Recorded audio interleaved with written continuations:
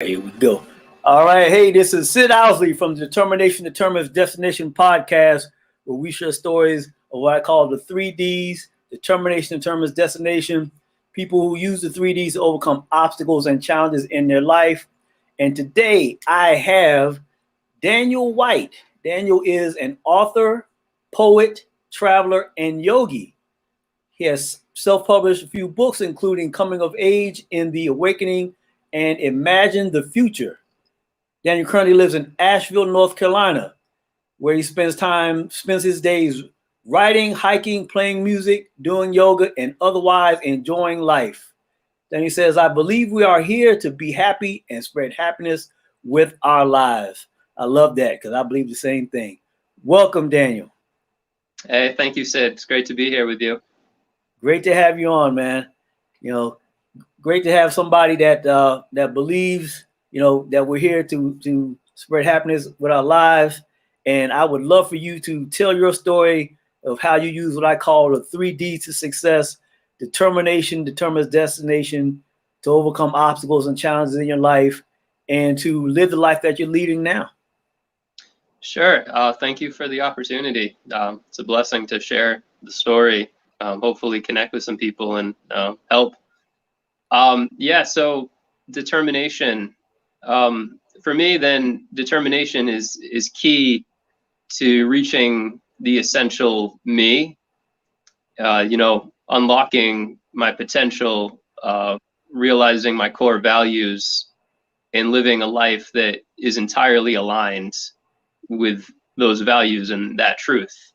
And so a key piece of that is the love of life, is finding what inspires me, what activates me, what turns me on and makes me in love with life, with the process, with the people, with the creativity. And then that's the fuel, that's the determination, is nothing less is acceptable. And that, that leads to the destination of greater and greater happiness, greater creativity, fulfillment, being alive, which is right now. It's in the future, but it's right now too. It's the process. For sure. Yeah.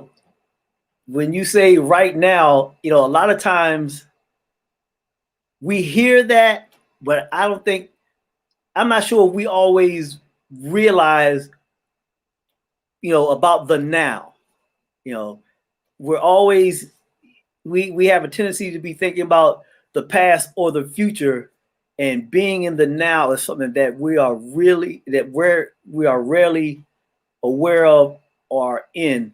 And I would just like for you to expound on what being in the now really means.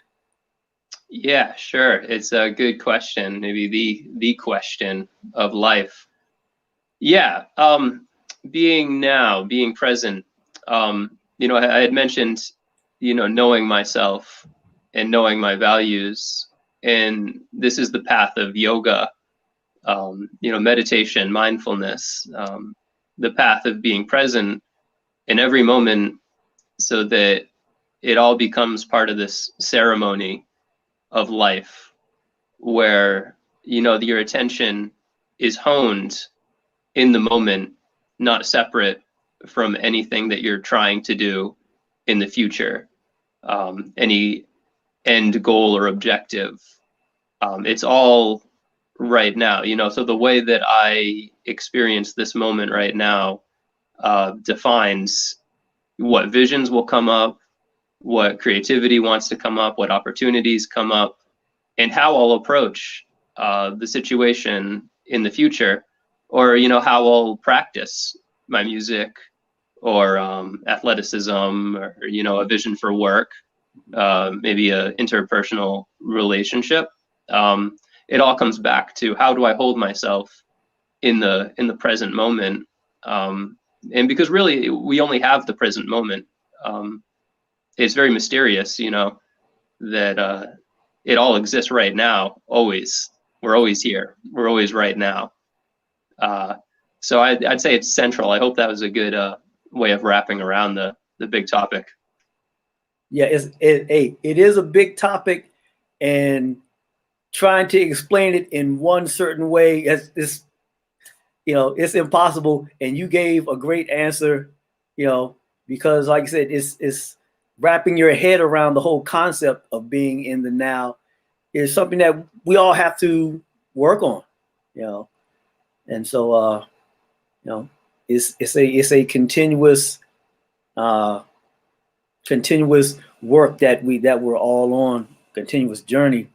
And so tell us more about your journey, Daniel, into where the life that you're leading now, being a yogi, how important that is to you, what yoga and being a yogi is. Tell us about your travels and other things you've done. Yeah, sure. Yeah, so I got into yoga when I was in college. So it was like 12 years ago. And for me, it was the beginning of that journey of coming home to myself, of self-discovery and self-actualization. This process of unfolding. Who am I? What is this world? What's this life? And what's my part in it? And that's the point of the yoga is this breathing in, here I am, breathing out, it's okay. And I should add that prior to that point, and it took me a lot of years after, and it's something that and I think many of us continuously deal with is this anxiety of not being okay, which I think strongly it comes in part from not knowing who we are, not being centered in our heart and knowing that we are okay, that life is good, that life isn't out there to get us. And so, on one level, it's like the stabilizing medicine that just allows me to come back to myself, to breathe, to feel the happiness, to allow the body to relax, to allow the mind to relax, to sink in to the moment and the mystery of life, which is a creative spiral, man. It's a really dynamic process, so it's also like the uplifting medicine too. It's the invigorating medicine, to ride the edge of the moment is to ride the edge of creative expression as it originates from within. And so yeah, my travels have followed from that. I've spent years now kind of in a wandering state. I am planning a trip. In 2 weeks, I go on a 3-month drive out west. But it's different than the past, because in the past I was wandering, like finding myself, like I don't know where I'm going next. And now I'm just waiting for the next message. But it's the same process, it's like I'm stepping into the unknown and just being present with what's there, and seeing what rises. And for me, that's been the way that I've come into deeper relationship with myself, is going into the unknown and then discovering who I am in that space. So it's a journey, and it's a question, it's a discovery, that it's a constant discovery. And so that goes back to the being in the now thing, you're taking that journey. It keeps you in the now. It keeps you discovering, keeps things new and fresh, and congratulations on taking this 3-month journey. Because as we discussed, before we came on, that's not just a vacation. That's necessary. Yeah. I feel the call. Like that's why I do things. Is I feel this call. It's like a nagging, and then an idea will pop up, and it will just keep popping up, and how to take the call. And I feel like I'm being led by life, deeper and deeper into the process. So I agree, definitely necessary. Answering the call, that's one of those things that I think, because of the culture that we're in, the society that we're in, obviously when you say answer the call, you're actually listening to your intuition. Mm-hmm. And a lot of times we don't do that. Especially when our intuition is telling us something that isn't conforming with the norms of the society and our normal habits. And it may sound crazy, like you answer the call and say, hey, let's go 3 months out west. And somebody else may say, what? I'm not going to drive anywhere. I'm not going out anywhere for 3 months. I got to go to work. I got to pay this or do that or whatever. And that's what much of society is now. We're ignoring those calls that can actually advance us in the direction that we really want to go in, but we're ignoring them. How do you look at that? How do you feel about something like that? Yeah, definitely. Intuition is core, and it's in the core too. It's in the body. We know inside, our bodies know, our hearts know, our minds do know, but we have to get outside of what we think we know, what we've learned, and often intertwined with fears about survival and preservation. And it's scary to go outside the norm, because we don't have control outside of the norm, not as much control. And a keystone part of it for me is trusting and feeling the intelligence of life. And this brings us into a relationship of, interconnectivity with life, with the world, and with what I would say is spirit. Or you could go the quantum direction and say, now we see that everything is entangled, and everything seems to be alive and responsive, to everything else. And there's this great story happening that wants us to be involved.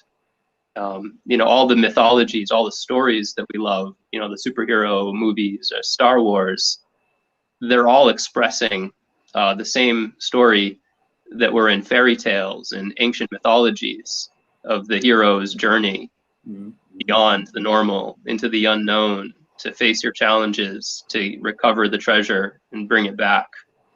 And so if you follow that call, and there is a call, if you listen, if you follow it, you will be guided and you will be protected. You will be challenged, and you have to keep going and trust and do your best, stay sharp, stay determined. But it's an experiment, so try it. If anyone's listening and thinking, try it. Yeah, I agree, man. It's an experiment, and we should all be experimenting as much as we can and get the results and go on from there. That's what life is. It's an experiment. I like what you're saying. And so you're also a poet. Tell us about your poetry. Yeah. So that, that's part of the the self-discovery and what I say, this whole spiraling dynamic of creativity. That once I tune out of the mental chatter of the rigidness and then again the control that I learned from the culture, and start to explore that present moment, then what I find is this infinite game of spontaneity and of creativity, of fun, of play, and of yearning to take part in it, like the birds singing. And it's like the famous great poet Rumi, it's this dance of celebration for life. And so that's again medicine. That's necessary for me too. Yeah, with in the society that we live in, like we said, you have vacations, and we look at these things. You mentioned poetry and travel and being yoga. We look at those things as like some other things to do. And as you keep saying, they're not just other things, dude. Those are necessary. Those are necessary for us to really advance and express and enjoy life, you know. And from what I can tell, and you can tell me further, this is how you've created your life. This is your life. This isn't some other things that you do. Yeah, they're at the center.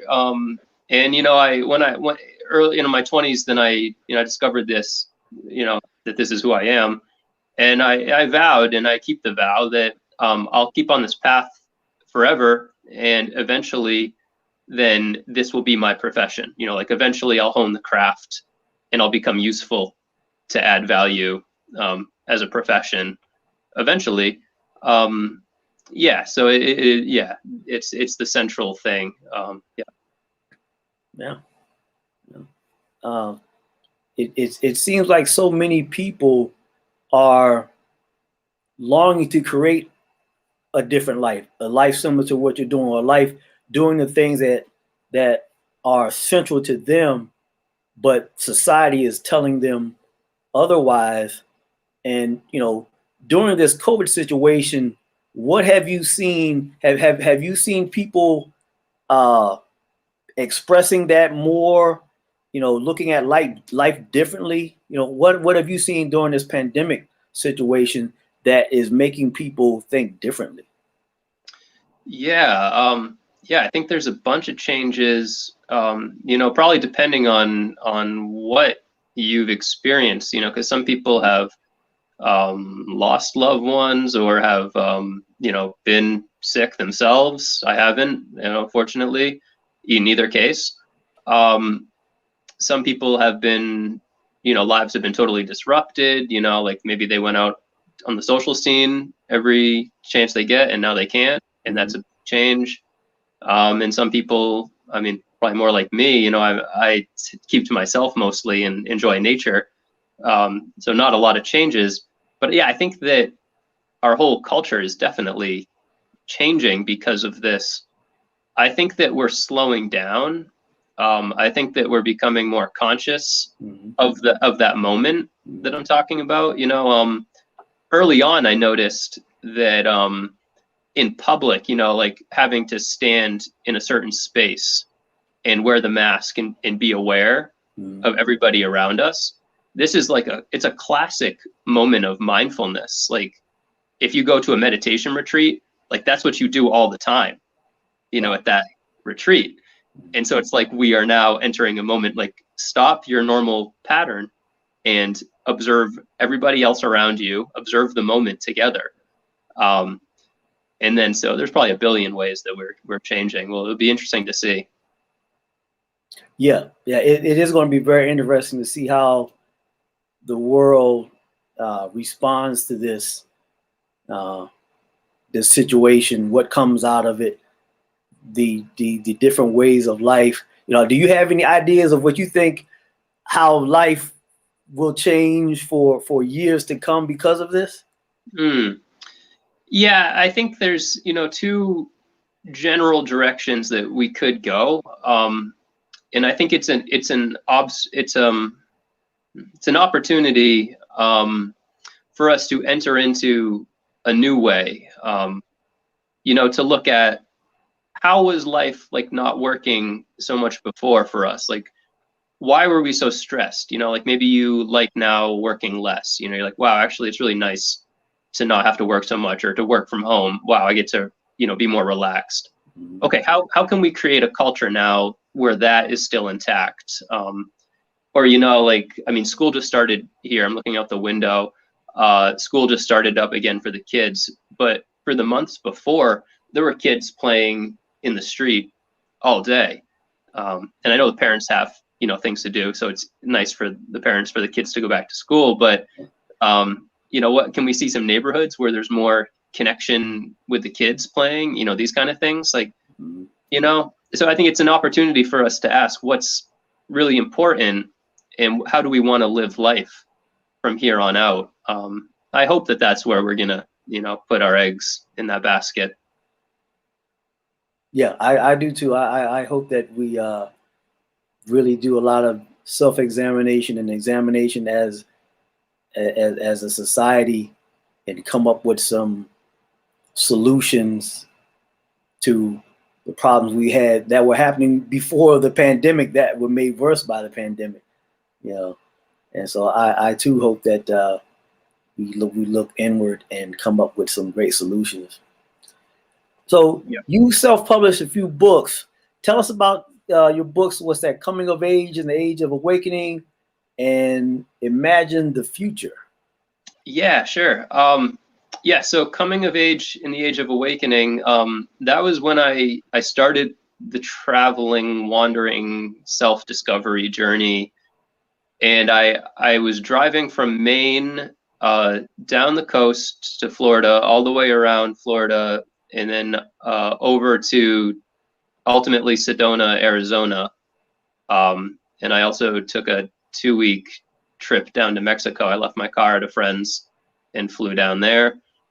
And so what I'm talking about in that book, in that journey, is back to the hero's journey model, which really is it's the coming of age journey, initiation.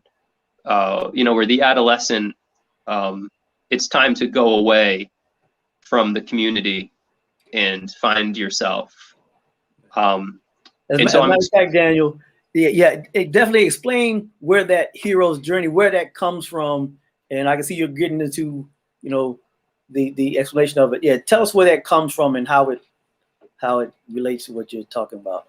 Yeah, sure. So I love this model. I found it in college, studying mythology. And so Joseph Campbell, he's a mythologist, in like the 1960s and 70s. And he wrote this book, Hero with a Thousand Faces. And what he did is he documented all these stories from all these cultures around the world throughout time, and the fairy tales, the folk tales, the Holy Grail quest, and all these other indigenous cultural stories. And then in our modern time with Star Wars was based on his model, but he found a common archetype of a story. And I had mentioned it before, the hero gets a call to go beyond the normal, and then usually he or she meets a teacher, a mentor who shows them the right way, and then they go beyond the boundary of the normal. And this is a psychological quest. This is happening inside. This is me going into the unknown in the physical world is me going into the unknown of myself. And then you look into psychological topics like the shadow, which is in the whole psychic domain, is the unknown part of ourself. And so all these stories, like Jonah in the whale, you go deep into the water, and the water represents the whole consciousness, into the whale, into the belly of the beast within. Yep. And you got to go deep into darkness. You got to go into the unknown, and then there you find the light. It's like the yin yang. In the dark there is the light. Yep. And then you find that, and you bring it home, and then the hero shares their value, their treasure of the journey with the community. And so it's a model that plays again and again and again through life. And so just pay attention, and you'll see it happening. It's like, okay, yeah. You're right. And it's funny. We should all realize that, we have these journeys, we just may not realize it. And like we were talking about before, if you answer the call, you'll go on the journey. If you ignore the call, you won't go on that journey. Yeah. And in fact, sometimes, and maybe even often, if we resist the call, then life will pull us. Yeah. And that could be the form, that could be COVID, that could be a sickness, that could be an injury or something, like if, I'm not going to pay attention to what my soul wants me to do, then the soul is going to grab me and pull me under. Yeah. So better to prepare and to go forth head on. That's right. Right. Yeah. Life is going to pull you towards that journey one way or another. And we never know how that's going to manifest. You know, that's great. That's a great point. You know. So as we get closer to wrapping up, Daniel, oh, that's right. You had another book, the Imagine the Future. Okay. Yeah, I can be brief. That's a book of poetry. That was actually the first one I did. Okay. And that was where I was really into the idea of manifesting, you know, of that self-creator, you know, that you have the vision within you, and to narrow down on that vision, to imagine it, to feel it, and then to go forth, you know, relentlessly on that path. Are those books available on Amazon? I think they are. Yeah. Yeah. Okay. I'm going to put the titles of them in the comments. Thanks. So as we get closer to wrapping up, Daniel, let everybody know how they can get in contact with you. And, you know, if there's any way to, you know, they may want to contact you about some advice, how to go on their own journey. They may want some instruction from you. So just let everybody know how they can get in contact with you. Yeah. I'd love to talk if anybody wants to talk with me. And I'll be out west. I'll be sharing a podcast too. So Facebook, Daniel K. White, and maybe type Asheville into. Maybe there's many of my name, or Daniel K. White 89@gmail.com. All right.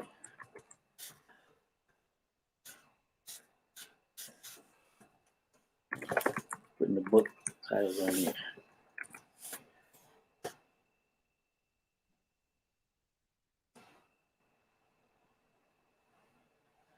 Hey Daniel, it's been great having you on. You know, the topics that we discussed, you know, I think a lot of people have interest in them. That's just my guess. People have interest in these things, but they're not really talked about as much in normal circles. And so, you know, I hope people who watch this get a lot out of what we talked about, and that they contact you so that, you know, you can help them with their own journey, because we're all on a journey and we all are being called. We just have to answer it. Yeah. Yeah, exactly. Well, thank you, Sid. It's been a good time to be with you. I appreciate the opportunity. All right. So this is Sid Owsley from the Determination Determines Destination podcast, the 3 Ds to Success, where we share stories of people who use the 3 Ds to success to overcome obstacles and challenges in their lives. Check out my website, sidowsley.com, and to get your own free gift about how to align your values with your goals, because it's very important that when you set goals that they align with your values. Otherwise, you may run into some obstacles and challenges that you didn't expect. So aligning your goals with your values is very important. Also, you can check out these episodes on YouTube at my YouTube channel, Sid Owsley 3 Ds to Success, and also the audio podcast on Anchor that is on Spotify. Just check it out, the 3 Ds to Success, and it's also on many other podcast directories. Again, have a great day, a great rest of your weekend. This is Sid Owsley, and I'm out.